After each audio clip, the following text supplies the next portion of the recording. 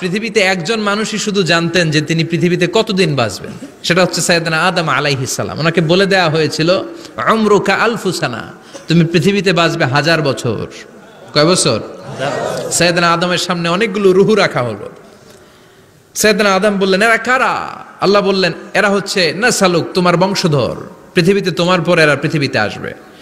সাইয়েদনা আদম বললেন, আল্লাহ ওই যে একটা রূহ দেখা যায়, এটার নাম কি?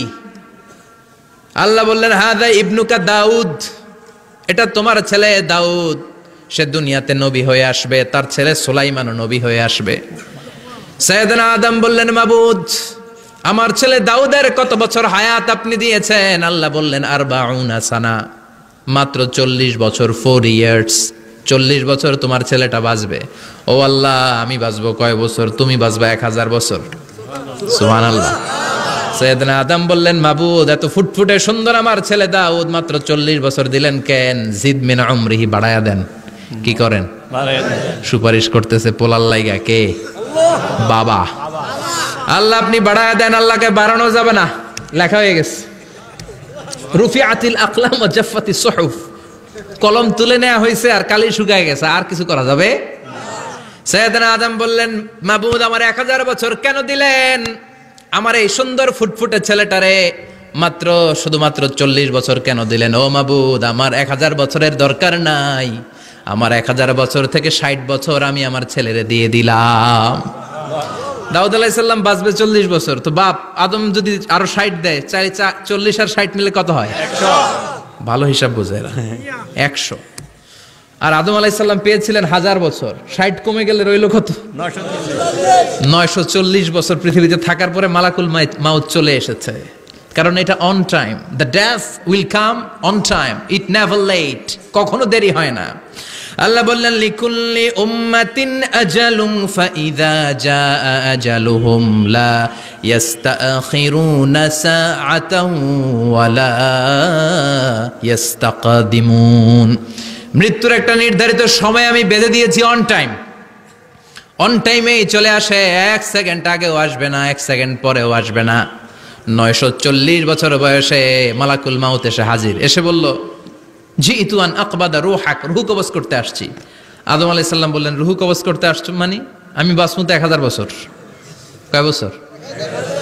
মালাকুল মাউত বললেন, না না, ওই যে আগের কথা স্মরণ করেন, আপনি 60 বছর দিয়া দিছিলেন। কয় না, আমি দেই নাই, আমি আরো বাঁচুম, আরো 60 বছর পাওনা আছি, আমি দেই নাই। মালাকুল মাউত বললেন, আপনি দিয়েছেন। আদম বলে, দেই নাই। মালাকুল মাউত বলে, আল্লাহ ঘটনা দেখেন, দিয়া কয় দেই নাই। আল্লাহ কয়, থাক, কথা কইস না, আয়া পর। সুবহানাল্লাহ পড়েন। নাসিয়া আদম ফানাসিয়া বানু, ভুলে গেছেন উনি। আমরা ভুলে যাই, আমরা খেয়ে বলছি খাই নাই, নিছিলাম পকেটে, কয় নেই নাই। এরকম ডাকাইত আছে না নাই? নাসিয়া আদম ফানাসিয়া বানু, বিশ্বনবী বললেন, আদম ভুলেছে তো তার সন্তানরাও ভুলে যায়। জাহাদা আদম ফাজাহাদা যুররিয়াতু, আদম অস্বীকার করেছে, তার সন্তানরাও অস্বীকার করে। সেদিন থেকে আল কিতাব ওয়া শুহুদ, মানে লিখে রাখার সিস্টেম আর সাক্ষীর সিস্টেম চালু হয়েছে। সুবহানাল্লাহ পড়েন। সুবহানাল্লাহ। 940 বছর বয়সে মালাকুল মাউত এসে আদম আলাইহিস সালামের রূহ নিতে পারে নাই। উনি 1000 বছর যখন হয়েছে তখন এসে সাইয়েদনা আদম আলাইহিস সালামের রূহ কবজ করেছে। যেই দিন পৃথিবীর প্রথম মানব, প্রথম নবীর রূহ মালাকুল মাউত দুনিয়া এসে কবজ করেছে, ওই দিনটাও ছিল জুমাবার। সুবহানাল্লাহ, আল্লাহু আকবার।